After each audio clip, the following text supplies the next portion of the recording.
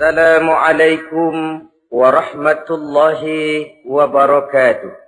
Waalaikumsalam warahmatullahi wabarakatuh. Bismillahirrahmanirrahim.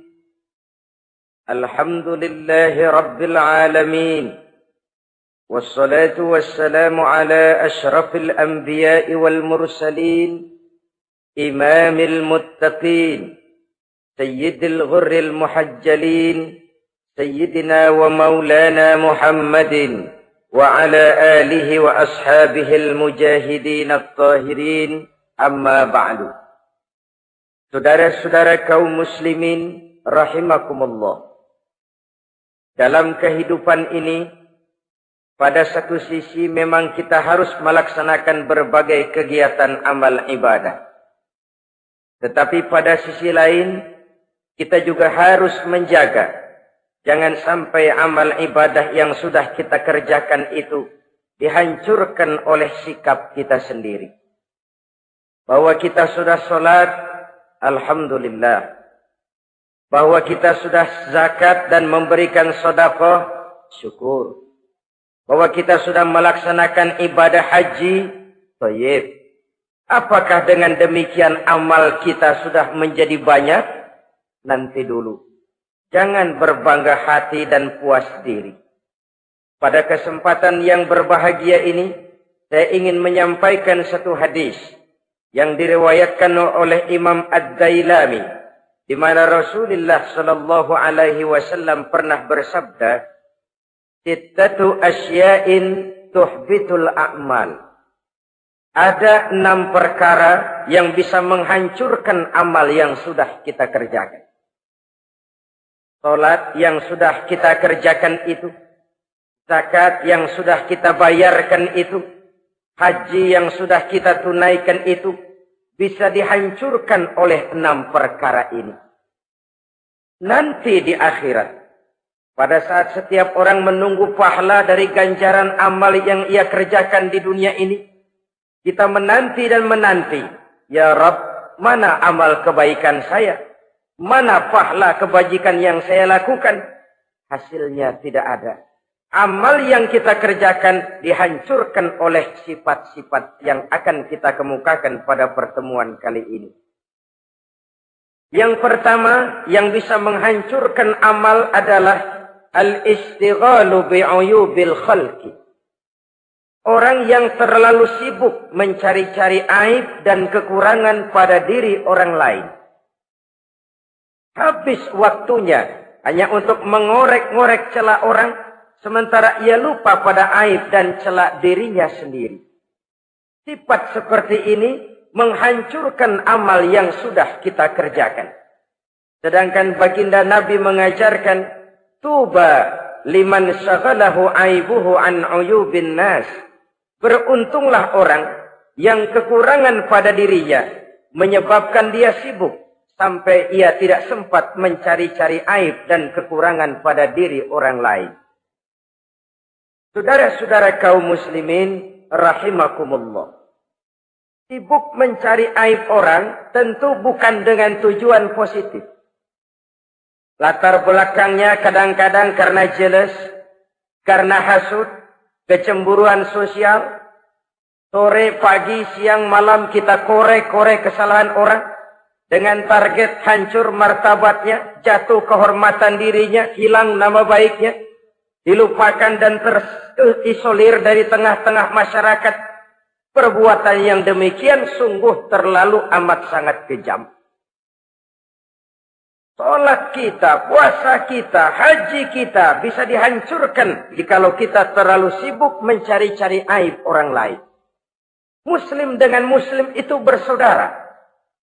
Kalau kita menganggap muslim yang lain adalah saudara kita, maka aibnya adalah aib kita, kekurangannya juga adalah kekurangan kita. Pada saat kita melihat pada dirinya terdapat kekurangan, tugas kitalah menutupi. Ini yang dijamin oleh Nabi, man satara musliman satarahullahu fid dunya wal akhirah. Siapa yang menutupi aib dan celah orang-orang beriman, Allah akan menutupi aib dan celaknya di hari akhirat nanti. Zaman sekarang, zaman gosip. Zaman sekarang, zaman isu. Sehingga hal yang 1 meter pun dapat jadi 5 meter. Yang 5 meter dapat saja menjadi 10 meter. Kita sibuk membumbui hal-hal yang kita tidak tahu duduk perkara yang sebenarnya. Bahkan lebih celaka, kadang-kadang kita malah sok tahu. Memberikan vonis dari sudut pandang kita sendiri. Adalah tidak bijaksana jika kita mengukur baju orang lain dengan badan sendiri. Baju orang lain kita ukur pakai badan kita. Tentu saja enggak pas. Begitulah. Terlalu sibuk mencari-cari aib orang lain. Menghancurkan amal ibadah yang sudah kita kerjakan. Na'udzubillah. Summa na'udzubillah. Kadang-kadang hadir majelis taklim di pengajian. Ngaji setengah jam. Ngomongin orang 2 jam setengah. Tekor, defisit. Belum bergeser dari majelis taklim. Ini kan penyakit rohani. Di mana kedudukan kita antara sesama muslim bagaikan satu tubuh. Kalau yang satu sakit, yang lain ikut merasakan sakit. Yang satu terhina, yang lain ikut merasakan terhina. Jadi pada saat kita melihat aib orang lain, kita ceritakan di mana-mana, kita bongkar di mana-mana. Tentu satu hal yang jelas, kita tidak senang kepada orang itu. Kita tidak senang kepada orang itu. Dan kalau sudah tidak senang, maka fungsi persaudaraan bisa berubah menjadi permusuhan. Oleh sebab itu, kalau ada 2 orang berselisih, boleh kita bohong untuk mendamaikan 2 orang tadi. Misalnya si A sama si B berantem nih, jengkel, marah-marahan. Saudara datang ke rumah si A. A, saya dengar kamu lagi marahan sama B. Iya itu si B, kurang ajar. Bangsat, bajingan, tengik. Pokoknya kalau ketemu, awas. Ah, saya kira sih enggak begitu. A, tadi saya ketemu B, dia bilang malah kangen sama sampean. Dia pengen ketemu, ingat masa lalu zaman sebantal berdua, sebatang rokok berdua. Dia kangen pengen ketemu. Padahal si B nggak ngomong apa-apa sama saya. Saya olah sedemikian rupa sampai si A tenang. A tenang, saya datang ke rumah B. B, katanya kamu lagi marahan sama si A. Iya tuh A, kunyuk monyet. Udahlah, pokoknya kalau ketemu dia saya hantam habis. Ah, barusan saya ketemu si A, dia bilang pengen ketemu ente. Pengen ngobrol kayak dulu, mengembalikan keharmonisan yang hilang, mengembalikan kehangatan persaudaraan yang lenyap. Si A tenang, si B adem. Kenapa? Karena bohong saya. Kesana saya ademin, kesini saya ademin. Jenis bohong seperti ini berpahala. Kenapa? Tujuannya mendamaikan orang yang sedang berselisih. Tapi kan orang bermental seperti ini jarang. Yang banyak kan tukang kompor sekarang. Taruh angetin, sini angetin, murub deh. Datang sama A, lu marahan sama B. Iya, gue kesel banget sama B. Emang? Wow. Diemang-emangin. Oh, udah dah, pokoknya gue mah kalau jadi elu takut sama si B, gue buka celana, gue pakai rok deh. Si A panas. A panas, datang ke rumah B. Komporin lagi. Dua-duanya panas, koslet, terjadi perkelahian. Biang iblisnya tukang kompornya. Sampai untuk mendamaikan 2 orang yang berselisih, diizinkan berdusta. Kenapa? Prinsip Islam itu Islam. Mencari jalan damai, bukan mengeruhkan suasana. Inilah realitas di tengah-tengah masyarakat. Enakan ngomporin daripada nyiramin. Enakan manasin daripada mendamaikan 2 orang yang sedang berselisih. Apalagi kalau kita punya kepentingan.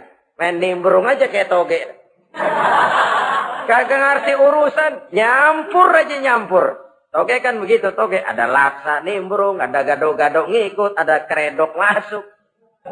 Kagak ngerti juntrungan masalah. Main nyampur aja nyampur. Ini kan tidak objektif namanya. Nah, mental seperti ini. Wah, sholatnya khusyuk. zakat bayar, sedekah iya. Tapi kalau suka cari-cari aib orang, jembreng kesalahan orang di mana-mana, sholatnya, puasanya, hajinya bisa dihancurkan oleh mental yang seperti ini. Jangan bangga-bangga, sholat saya sudah banyak, puasa saya hebat, mantap, haji saya tiap tahun mondar-mandir ke Mekah. Tapi kalau mental seperti ini masih ada, waspadalah. Amal yang kita kerjakan bisa hancur oleh mental, sikap mental kita sendiri. Ini yang pertama. Yang bisa menghancurkan amal, terlalu sibuk mencari-cari aib orang lain. Satu. Yang kedua, saudara-saudara, wa qaswatul qalbi. Orang yang hatinya keras, tidak mempan diberikan nasihat. Baik nasihat yang datang dari luar dirinya, ataupun nasihat yang datang dari dalam dirinya. Hatinya keras. Dikasih muka tembok, kulit badak, kuping kebo. Makhluk apa namanya itu? Wallahu a'lam. Rai gedek. Pantas ya kalau kita lihat sejarah, Islam itu turun di semenanjung Arabia. Sebagai test case. Masyarakat Arab 14 abad yang lalu dikenal keras, kasar, brutal, primitif. Dari berbagai aspek kehidupan. Standar, kalau di tengah masyarakat yang begitu keras Islam berhasil, masyarakat lain lebih mudah masuk. Rasulullah diutus di Cianjur, lalu dakwahnya sukses, saya nggak kagum. Paling-paling datang Nabi ke Cianjur disambut dengan ramah. Enggak, Rasul. Ayo nama kumaha Rasul, wae ayo nama. Pasti aman, damai, tidak ada cerita perang. Tapi Masya Allah, turun di tengah satu struktur sosial yang keras, kasar, primitif. Menghadapi orang yang hatinya keras seperti ini. Apa prinsip kebijaksanaan yang dilaksanakan oleh Rasul dalam menerapkan syariat Islam? Pertama, at-tadrij bit tasyri'. Dalam melaksanakan syariat, prosesnya melalui tahapan. Contoh, jahiliyah dulu itu paling senang sama mabuk. Geng. Pinteler. Oh, jahiliyah itu kalau sudah mabuk nggak cuma minum, mandi pakai arak. Subhanallah, mandi pakai arak. Menghadapi masyarakat yang seperti ini, apa strategi syariat Islam? Mula-mula ayat yang turun. Yas'alunaka 'anil khamri wal maisir. Qul fihima ismun kabirun wa manafi'un linnas. Mereka bertanya kepada Muhammad tentang arak. Katakan, arak itu ada manfaatnya, tapi juga ada bahayanya. Bahayanya lebih besar daripada manfaatnya. Tidak diharamkan dulu, tidak. Cuman dikasih sen. Teler emang enak. Oh, melayang ke langit. Cuman ada bahayanya. Bahayanya lebih besar daripada manfaatnya. Dikasih gambaran, dikasih sen. Tidak diharamkan mutlak dulu, tidak. Bertahap dikit dulu. Nih. Urusannya begini nih. Ada manfaatnya, tapi ada bahayanya. Bahayanya lebih besar daripada manfaatnya. Cek rasio berpikir. Setelah tahu bahayanya lebih besar, kan dikit-dikit mulain jauh. Mulain ngurangin, jaga jarak. Setelah ada jarak, turun peringatan kedua. La taqrabus salata wa antum sukara. Jangan dekati salat kalau kamu lagi mabuk. Salat sehari semalam 5 kali. Berarti 5 kali mereka harus jaga diri. Jangan sampai mabuk. Makin jauh. Setelah jauh sekali, kira-kira tidak goyah, turun vonis. Innamal khamru wal maisir wal ansab wal azlamu rijsun min amali syaitan fajtanibu la'allakum tuflihun. Arak itu najis, kotor, perbuatan setan. Jauhi. pasti kamu akan beruntung. Baru timbul hukum haramnya. Orang udah nggak kaget. Kenapa? Pagi-pagi udah dikasih sen. Bahayanya lebih besar. Kalau sholat jangan, kalau mabuk jangan mendekati sholat. Makin jauh. Ini tahapan. Sama juga kita kan. Begitu jebrol lahirnya cuman susu ibu. Gedean dikit sang Ambon. Kan gitu. Gedean dikit pisang ulek. Gedean dikit nasi. Udah gede bener jengkol jijelin.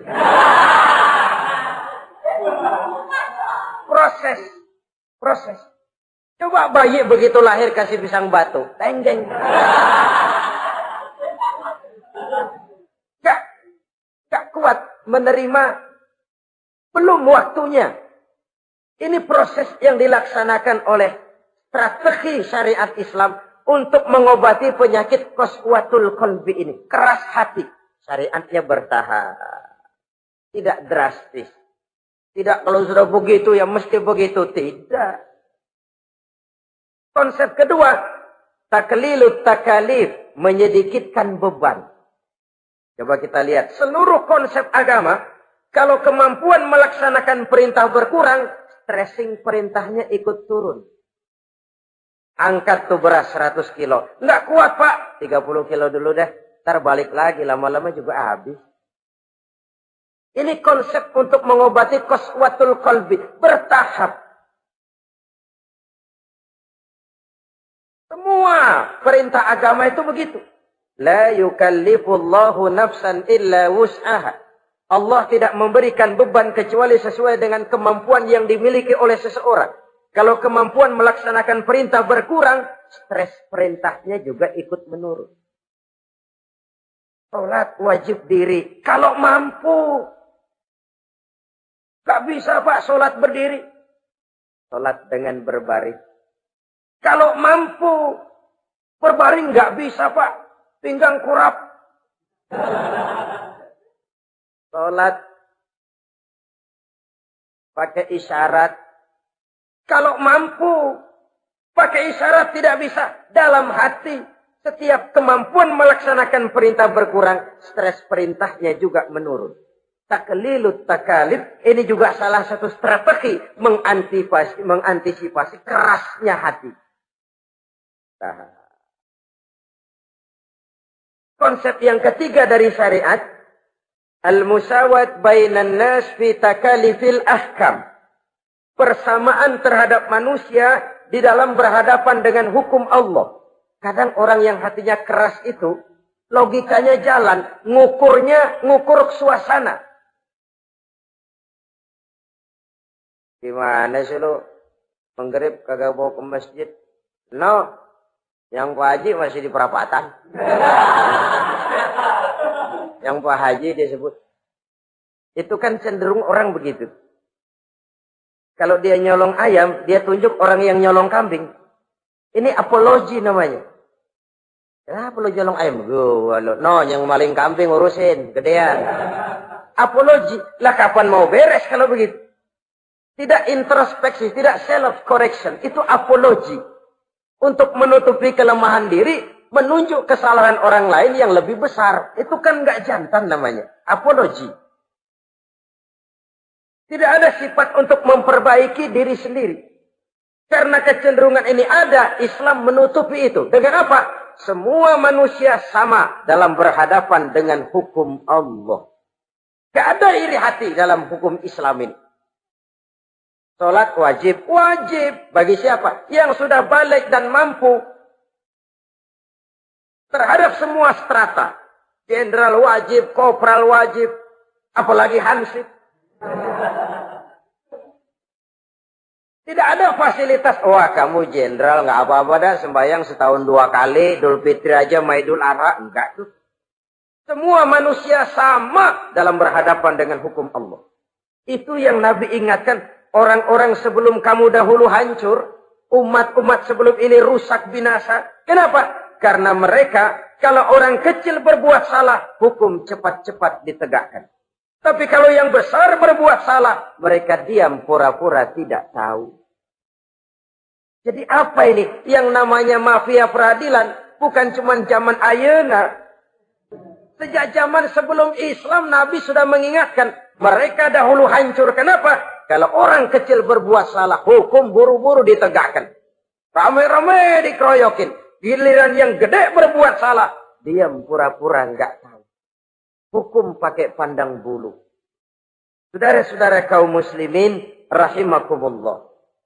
Oleh karena itu, orang yang keras hati, itu bisa merusak amalnya sendiri. Enggak mempan nasihat, rai gedek, muka-muka cuek. Baik nasihat yang dari luar maupun nasihat yang dari dalam, enggak mempan.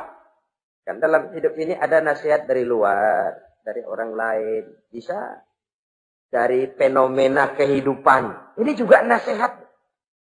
Oh, dia itu kaya tapi pelit. Hatinya begitu ya. Katanya menteleng. Itu kan nasihat. Itu kan nasihat. Oh, dia waktu berkuasa tapi zalim, matinya begitu. Perutnya pancung.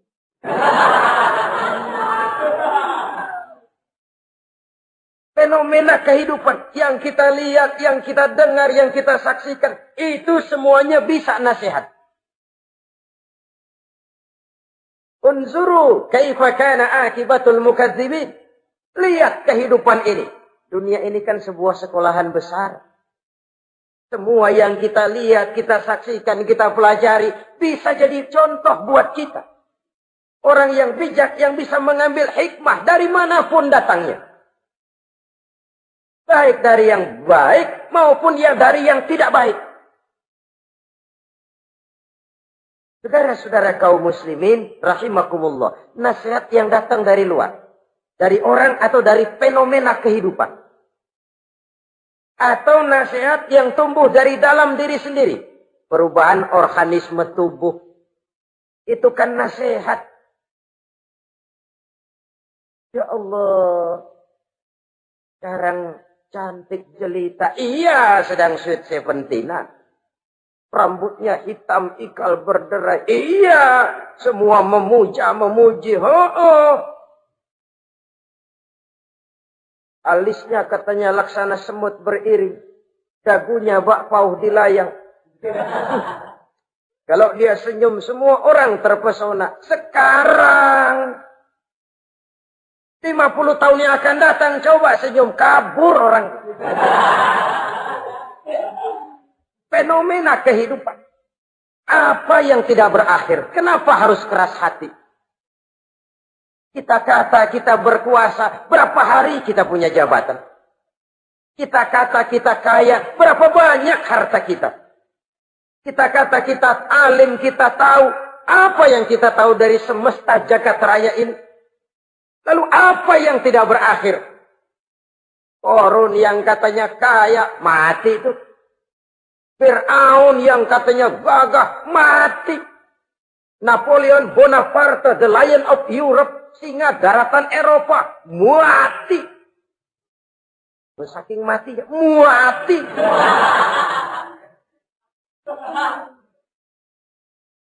Kenapa harus keras hati? Kenapa tidak melihat perubahan fenomena alam sekitar ini? Apa yang tidak berakhir?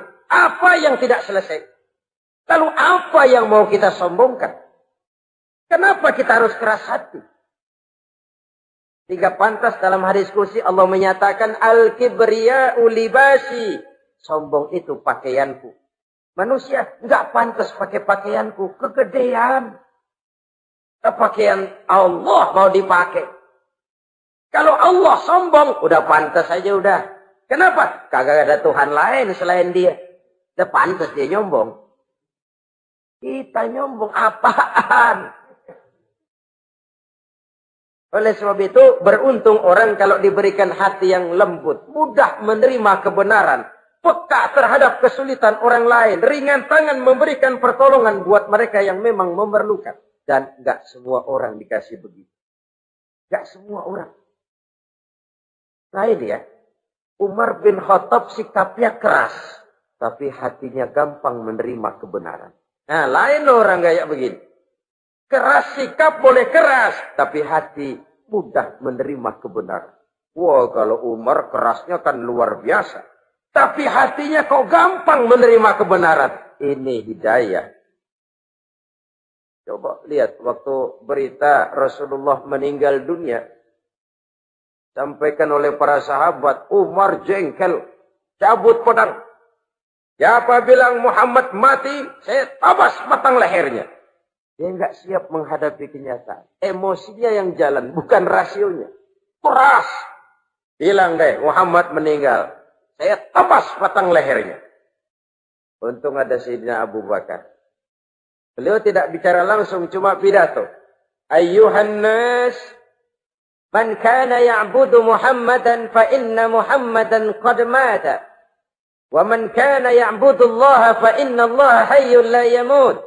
Hai manusia, siapa yang menyembah Muhammad, Muhammad sudah meninggal. Tapi siapa yang menyembah Allah, Allah maha hidup dan tidak akan pernah mati buat selama-lamanya. Sayyidina Umar tersentak. Subhanallah, saya salah.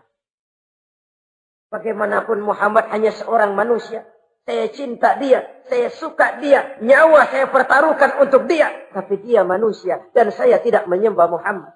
Ia sadar akan kekeliruannya, berlinang air matanya. Keras sikapnya, tapi lembut hatinya. Nah, yang kayak begini, bagus. Ini udah sikap keras, hati keras, yaitu tadi. Buka tembok, kulit buadak, kuping kebo. Diapain aja udah nggak mempan aja udah. Susah yang kayak begini. Saudara-saudara, ma'asyiral muslimin, rahimakumullah. Jadi yang kedua, yang bisa menghancurkan amal kita, orang yang hatinya keras. Wah. Yang ketiga sekarang, yang bisa menghancurkan amal kita itu, wa hubbud dunya. Orang yang terlalu cinta kepada dunia. Nih, pakai kalimat terlalu. Ya. Kalau sekadar cinta kepada dunia, why not? Kita cinta anak dan istri, wajar. Kita cinta harta benda, tentu. Kita cinta sanak famili dan seluruh handai tolan, memang. Kita juga cinta kepada bangsa dan tanah air. Itu bagian dari iman, persilahkan. Yang tidak boleh itu kalau sudah pakai kalimat terlalu. Terlalu. Sebab kalau sudah terlalu, itu sudah di luar kontrol. Orang lalu menghalalkan segala cara. Terlalu cinta kepada jabatan. Akhirnya bergeser. Sholat menghadap Allah. Dengar mau pindah jabatan ke tempat kering. Gerasak gerusuk nyari dukun. Ini kan namanya iya kana budu wa dukun nasta'in. Nggak bisa wong itu satu paket. Kalau iya kana budu wa iya kana nasta'in. Kalau hanya kepadamu ya Allah kami menyembah, hanya kepadamu kami minta tolong. Ini paket, jangan dipisah-pisah. Menyembahnya kepada Allah, minta tolongnya kepada yang lain. Sinkret, bercampur. Iya, kalau es campur enak. Tapi kalau agama dicampur dengan yang lain, nggak enak rasanya. Sama juga begini, ada gelas ya. Kalau sepenuhnya diisi bensin, itu ketahuan, bisa diminum motor. Kalau sepenuhnya diisi air putih, jelas bisa diminum orang. Tapi begitu separuh diisi bensin, separuh diisi air putih, kacau dah. Motor minum, mogok. Orang minum, mabok. Dijual juga nggak laku. Kenapa? Sinkret. Maka Allah pesan, wala talbisul haqqa bil batil. Jangan kau campur aduk yang hak dengan yang batil. Saudara-saudara kaum muslimin, rahimakumullah. Begitulah terlalu cinta kepada dunia sering menyebabkan orang out of control. Bergeser dari garis yang telah ditentukan oleh Allah. Apalagi di zaman sekarang ini. Persaingan hidup makin tajam. Tensi ekonomi semakin tinggi. Gaya hidup semakin konsumtif. Sementara lapangan kerja semakin sulit. Orang kadang kehilangan harga diri untuk mencapai sesuatu yang bernama dunia, lalu menghalalkan segala cara. Sebab itu jangan korbankan keabadian akhirat dengan kesenangan dunia yang cuma sebentar ini. Jangan sia-siakan keabadian akhirat dengan kesenangan dunia yang kadang fata morgana ini. Cintailah dunia, tapi sekadarnya saja, sebagai ladang untuk menanam bagi kepentingan di akhirat nanti. Terlalu cinta kepada dunia bisa menghancurkan amal yang sudah kita kerjakan. Ini yang ketiga. Yang keempat, waqillatul haya. Orang yang sedikit rasa malunya. Rasa malu merupakan bagian daripada nilai-nilai keimanan. Apabila rasa malu berkurang, artinya nilai iman juga ikut menurun. Kita melihat sekarang ini banyak orang pakai pepatah Arab dalam hidup ini. Bul ala zamzam fatu'rab, kata orang Arab. Kalau kepengen terkenal, kencingi sumur Zamzam. Itu bakal ngetop ke seluruh dunia. Sumur Zamzam dikencingin. Itu akan terkenal ke seluruh dunia. Terkenal apanya? Terkenal gilanya. Jadi apa maksud pepatah ini? Kalau pengen cepat terkenal, bikin yang aneh-aneh. Yang orang lain nggak kerjain, kerjain. Yang orang lain nggak pakai, pakai. Nanti kan aneh, dilihat orang. Kalau dilihat orang kan cepat ngetop. Pantas apa tidak nomor 18. Yang penting terkenal aja dulu dah. Artinya apa? Rasa malu dikuburin. Rasa malu disingkirin. Kalau sudah sedikit rasa malu, tidak terhalang melakukan perbuatan-perbuatan yang negatif. Satu contoh. Tujuan utama diperintahkan berpakaian itu kan menutup aurat. Tapi Rasul pernah mengatakan, satu saat nanti akan muncul perempuan, nisa'un, kasiyat, ariyat, ma'ilat, mumilat, ru'usuhunna ka'asnimatil bukhtil ma'ilat.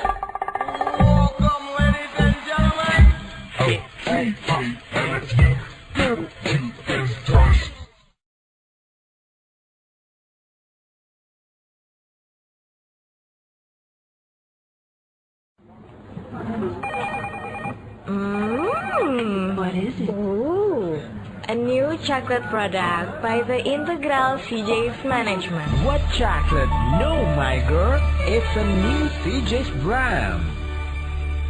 Kepalanya ditata begitu rupa persis kayak punggung onta. Itu rambut lagu apa tahu deh.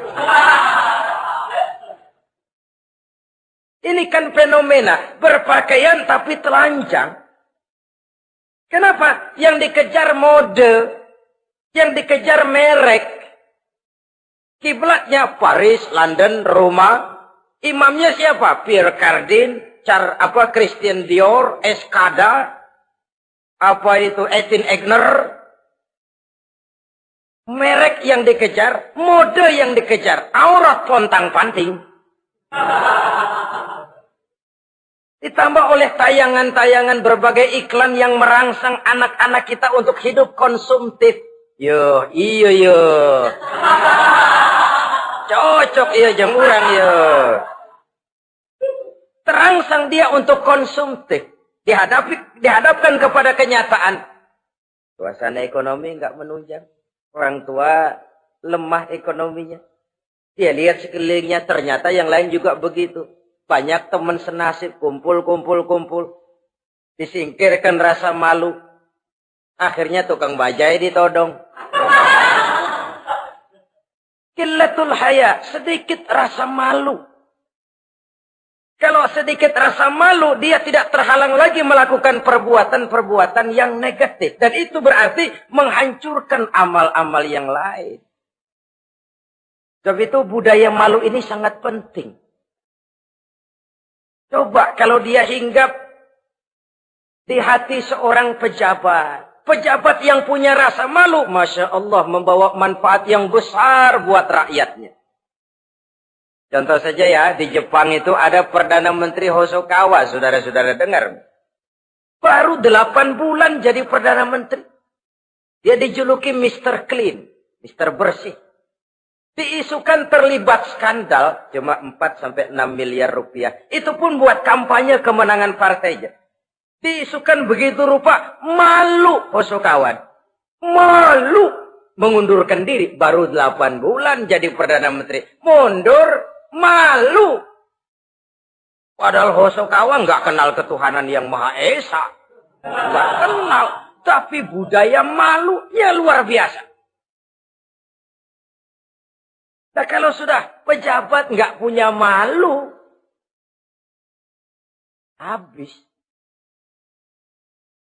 Kan sekarang umpamanya nih, ada impres desa tertinggal, disunatin.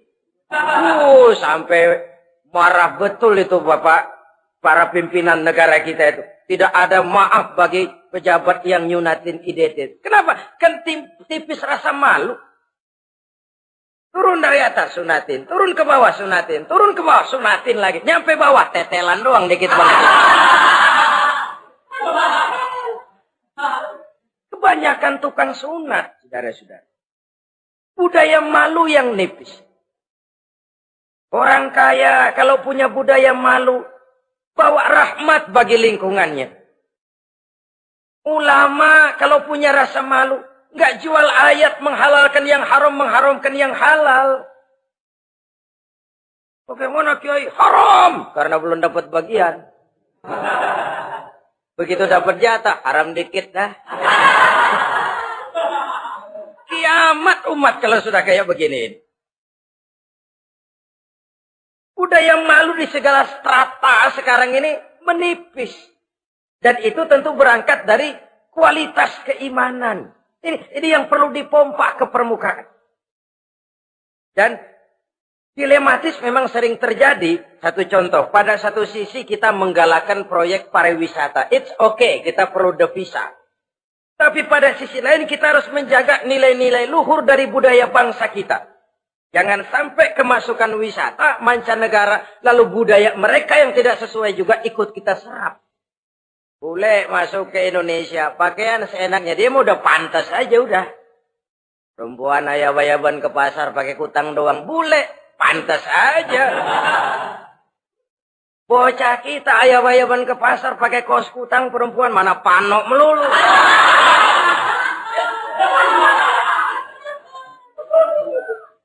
Menipisnya budaya malu. Ada standar. Bahwa mode, hal kedua. Merek apalagi. Yang pertama itu menutup aurat. Dari sisi berpakaian saja. Kalau anak-anak kita diracuni oleh yang namanya mode, diracuni oleh yang namanya merek, dia akan terbuai hidup dalam alam kepalsuan. Sekarang ini hidung pesek bisa dibikin mancung. Kulit keriput jadi kencang.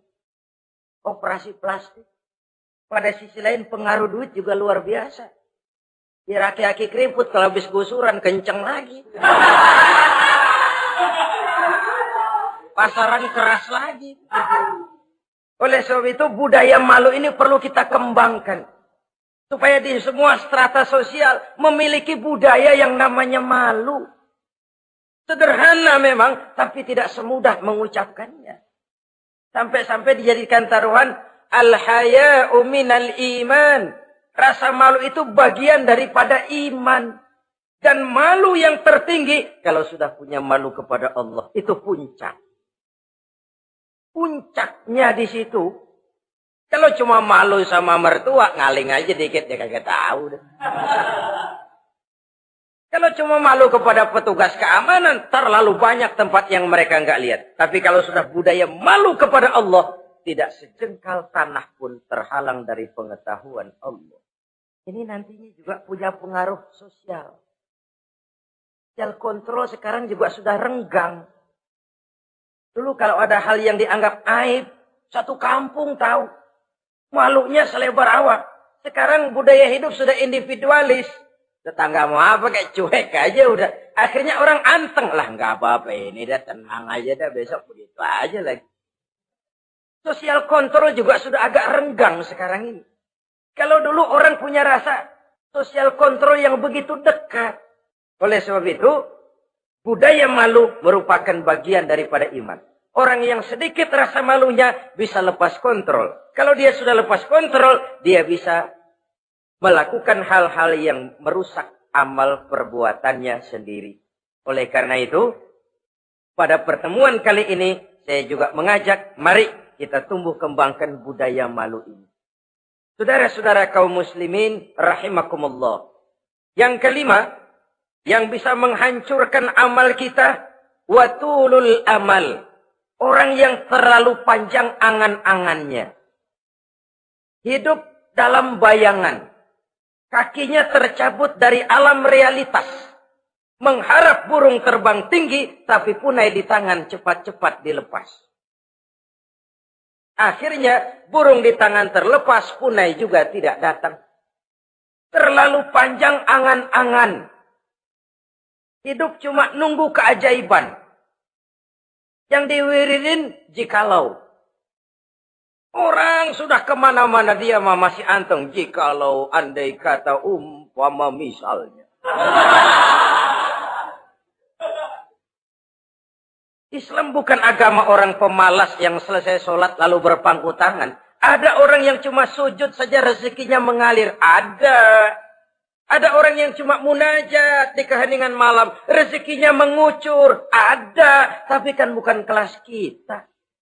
Itu kelas antara dia dengan Allah, tidak ada jarak lagi. Orang-orang yang batinnya bersih. Doanya didengar. Permohonannya dikabulkan. Permintaannya cash. Kalau kita bisa bayang cuma nadah doang. Nggak mau usaha. Paling banter orang undang tahlil kita.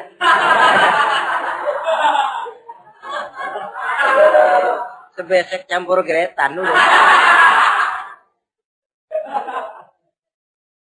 Kita ini tahap yang bekerja, berusaha, berdoa, tawakal. Pernah dalam satu sholat Jumat Rasulullah di masjid, ada seorang sahabat Baduy datang dari pedalaman mau sholat Jumat, turun dari onta cepat-cepat masuk ke masjid. Ditegur oleh Rasul, ontamu sudah kamu ikat? Belum ya Rasul. Kenapa? Saya tawakal kepada Allah. Marah Rasul. Keluar. Ikat ontamu. Masuk lagi ke masjid. Baru tawakal. Sederhana sekali. Tapi inilah gambaran kehidupan. Ikat ontamu baik-baik. Baru tawakal. Kalau nggak diikat. Udah tawakal. Terus hilang. Tawakalnya salah. Sudah diikat rapi-rapi masih hilang juga. Nah, tawakalnya benar. Sudah usaha, sudah ikhtiar. Toh hilang juga. Gambarannya sederhana. Ikat ontamu baik-baik. Lalu masuk ke masjid. Barulah engkau bertawakal. Jangan onta dibiarin keliaran. Lalu tawakal. Tawakalnya yang salah. Saudara-saudara kaum muslimin. Rahimakumullah. Islam mengajarkan keseimbangan. Kita wajib berusaha, tapi tidak wajib untuk berhasil. Hasil itu hak prerogatifnya Allah. Berusahalah sebagaimana harusnya di satu sisi, tapi minta tolonglah kepada Allah di sisi lain. Ada keseimbangan. Orang yang terlalu panjang angan-angannya biasanya malas bekerja. Terangsang ngejar kerjaan yang gede, yang kecil kagak dikerjain. Akhirnya yang kecil lewat, yang gede kagak datang. Padahal rezeki itu kan yang penting mudawamahnya ya, rutinnya. Biar banyak tapi begitu sekali datang banyak, begitu stok 10 tahun kagak datang terus. Sengsara juga.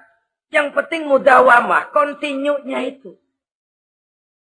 Biarin duit sih banyak, asal rutin aja. Gak apa-apa. Tulul amal, terlalu panjang angan-angan. Hidup di alam bayangan. Terlepas kaki dari akar kenyataan.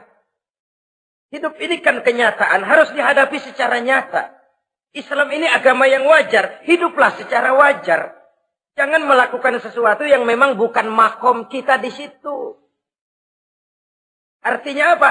Kalau memang kita cangkir, lalu minta air seember, kan lebihnya mubazir. Cangkir minta air diisiin seember. Buat apa lebihnya? Bukan makom kita. Jangan tercabut dari akar kenyataan. Siapa sih kita ini? Jangan ibadah baru ala kadarnya, sikap udah kayak wali. Iyalah kalau wali cuma sujud, permohonannya makbul. Kenapa? Dia dengan Allah itu nggak ada jarak. Kita, lapisan dosa kita yang bikin jarak. Makanya sering dijelaskan ya. Kalau ada hadis, siapa yang baca Bismillahirrahmanirrahim, dia lewat di atas air, beku itu air, dia bisa jalan di atas air. Bismillah saja bisa jalan di air. Tapi kan soalnya kemudian, Bismillahnya orang yang bagaimana? Model kita, maaf lah, 1000 kali baca Bismillah, lewat di empang, tenggelam kita. Bukan Bismillahnya yang lain. Yang baca mentalnya, pribadinya yang lain. Makom kita belum di situ. Kalau memang makom kita masih harus berusaha. Bahwa nanti Allah berikan rizki lewat jalan yang tidak kita sangka-sangka. Itu sih urusan Allah. Itu sih haknya Allah. Tapi urusan kita harus berusaha sebagaimana harusnya kita berusaha. Ya, emang jodoh dari Tuhan, apanya pakai nyari, nanti juga aja datang cuma nenek-nenek kali.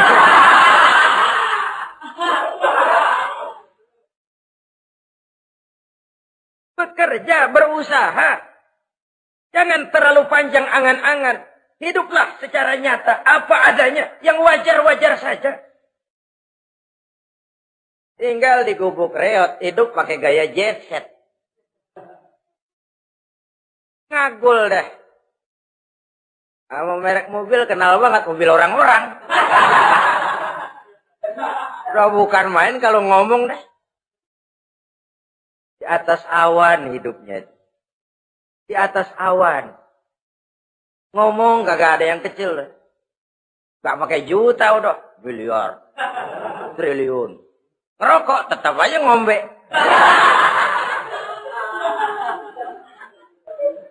Silahkan mengharap burung terbang tinggi. Tapi punai di tangan jangan dilepas.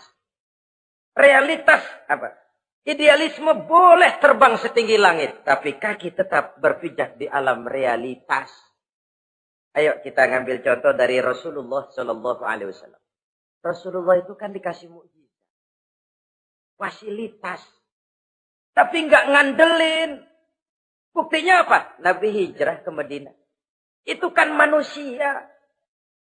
Posisi kita terjepit. Ayo hijrah, berangkat. Gak ngandelin Tuhan. Pojok ini dikepung, kirim dah apaan kayak biar pada mampus nih orang ini. Enggak tuh. Enggak. Walaupun beliau punya mukjizat. Tapi enggak ngandeli. Kenapa kita enggak lihat itu? Perang Uhud kalah. Berlumur darah dari kakinya yang mulia itu. Kalau ngandelin mukjizat, apa pantas Nabi kakinya sampai berdarah? Apa pantas sampai kalah? Kenapa enggak rekes, simsalabim, hancur musuh? Tidak, beliau tidak tercabut dari akar kenyataan.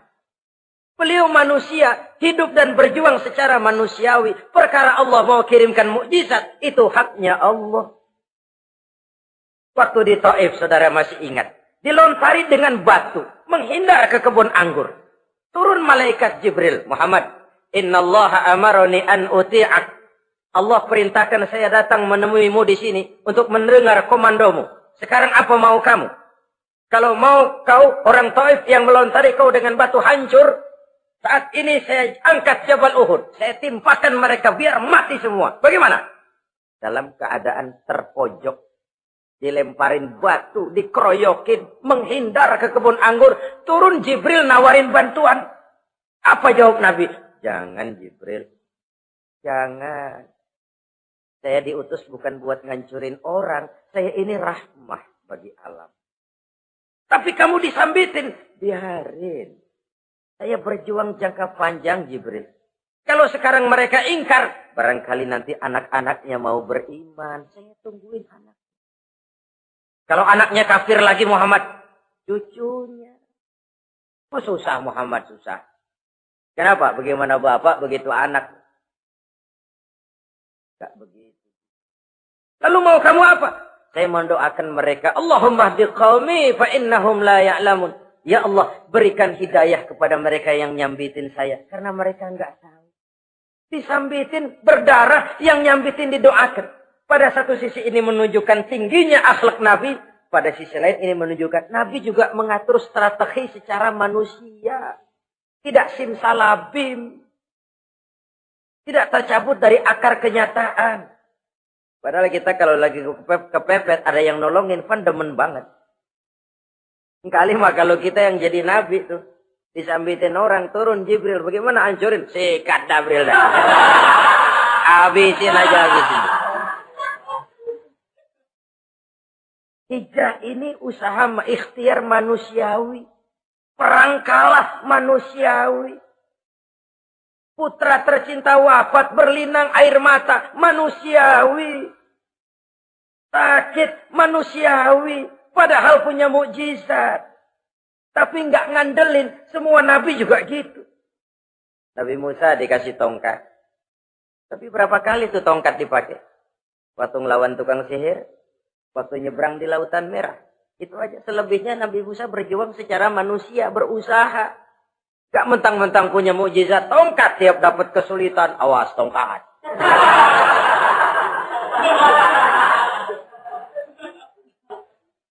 Utuh manusiawi. Ini Rasul. Kenapa kita nggak lihat itu? Kenapa kita lalu tercabut dari akar kenyataan dan hidup dalam khayalan? Sampai-sampai di satu anekdot yang menyentuh. Sekarang ini akibat tayangan-tayangan televisi begitu rupa. Ada seorang bapak ditanya sama anaknya. Pak, Tuhan sama Batman kuatan mana sih?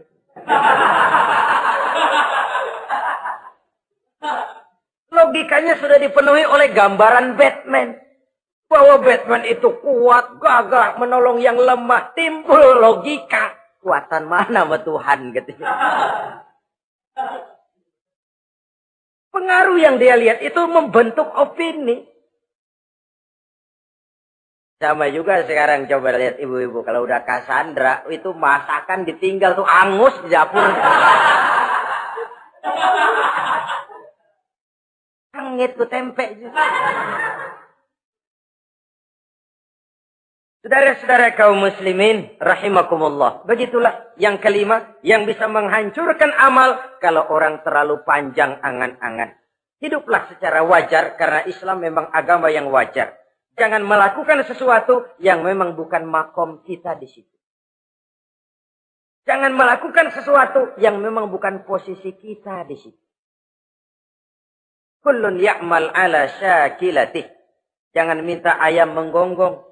Jangan minta kambing mengeong. Bukan bagiannya.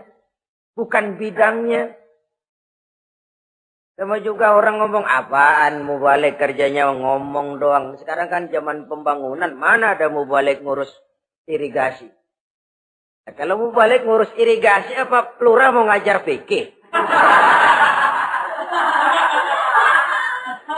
Jangan tercabut dari akar kenyataan. Toh prinsip modern saja mengajarkan the right man on the right job. The right man on the right place. Orang harus ditempatkan sesuai dengan bidangnya. Jangan tercabut dari akar kenyataan. Inilah kita. Dan inilah yang harus kita lakukan. Hidup ini kenyataan. Hadapilah secara nyata. Perkara Allah mau membuat yang lain. Itu hak prerogatif Allah. Bukan urusan kita. Yang terakhir saudara, yang keenam yang bisa menghancurkan amal kita, wa zalimun la yantahi. Perbuatan zalim yang tidak sanggup dihentikan. Zalim kepada Allah, zalim kepada makhluk atau zalim kepada diri sendiri. Ada orang zalim kepada Allah. Begini banyak nikmat yang diberikan Allah, enggak sanggup dah kita ngitungnya. Dari bangun tidur sampai tidur lagi nikmat enggak pernah berhenti itu. Bahkan kita tidur sendiri. Sadar nggak kita waktu tidur nggak berdaya? Coba ketika kita ngorok pulas, andai kata kecoa 16 masuk ke kuping kita. Siapa yang mau jagain? Siapa yang mau jagain? Nikmat. Belum pernah nikmat Allah berhenti. Begini banyak nikmat yang diberikan. Dan Allah cuma minta satu, syukuri nikmat itu. Kalau kamu syukuri, aku tambah. Kalau kamu ingkar, asal tahu saja azabku itu pedih, kata Allah. Orang yang zalim kepada Allah, orang yang tiap hari memakan nikmat Allah, tapi enggak pernah mensyukurinya. Akaltum ni'mata rabbikum walam tashkurulah. Kamu makan nikmat Tuhanmu, tapi enggak pernah kamu bersyukur kepadanya. Itu zalim kepada Allah. Pak, dalam hidup ini kan kita dikasih waktu 24 jam sehari semalam. Sehari semalam, 24 jam. 24 jam itu Allah kan enggak minta semua. 5 waktu saja kau lapor kepada aku. Sholat. Sholat kalau bagus, 10 menit kan. Aroda tuh sholat bagus. Kilat 5 menit dah. Kilat khusus 2 menit. Cepet dia nggak pakai perangko. Taruhlah yang menengah kita ambil 5 menit. Kalau 5 waktu, 5 kali 25, 5 kali 5 berarti 25 menit untuk lapor. Hai manusia, aku kasih kau hidup 24 jam. 25 menit kau lapor. Banyak yang berat. Padahal sisanya masih 23 jam 35 menit. Buah gambaran ini. Zalim kepada Allah. Padahal zalim kepada Allah yang rugi bukan Allah. Se-ASEAN tidak ada yang sujud. Apa Allah tekor? Apa Allah lalu berhenti jadi Tuhan? Apa Allah lalu jadi lemah? Tidak. Zalim kepada Allah artinya juga zalim kepada diri sendiri. Lalu zalim kepada sesama makhluk. Kadang tidak kita sengaja. Karena itu dalam Islam tidak ada kebebasan mandiri. Ya contohnya ya. Kita beli radio. Kita setel di rumah kita sekeras-kerasnya. Terus dalam hati nih. Radio gue. Beli gue pakai duit gue. Gue setel di rumah gue. Sekeras-kerasnya urusan apa sama orang. Kata kita. Tetangga kita kan boleh juga ngomong begitu. Mata gue. Yang ngantuk gue. Gue tidur di kamar gue. Ngapa suara radio lu masuk kemari? Ini kebebasan saya nyetel radio. Dibatasi oleh kebebasan tetangga saya yang mau tidur. Kalau saya perturutkan nafsu saya sudah zalim kepada dia. Zalim kepada orang lain. Dan yang banyak tidak kita sadari, zalim kepada diri sendiri. Membiarkan diri hanyut dalam munkarat dan tanpa ada usaha untuk menghentikannya. Tidak ada orang yang bisa mencelakakan diri kita terus-menerus kalau bukan diri kita sendiri. Tidak ada yang bisa menyelamatkan diri kita kalau bukan kemauan kita yang tinggi untuk menyelamatkannya. Allah sudah ciptakan kita dalam bentuk yang paling mulia. Fi ahsani taqwim. Dari sekian banyak makhluk yang diciptakan Allah, tidak ada yang sekomplit, seindah, secantik manusia. Ini harus dijaga. Jangan posisi yang sudah tinggi ini kita rendahkan sendiri. Fi ahsani taqwim posisi kita. Tapi kita rendahkan, kita kembali asfala safilin. Posisi yang paling rendah, kita zalimi diri kita sendiri. Karena itu, zalim kepada Allah, zalim kepada orang lain, zalim kepada diri sendiri, akarnya sama, mendatangkan kerugian.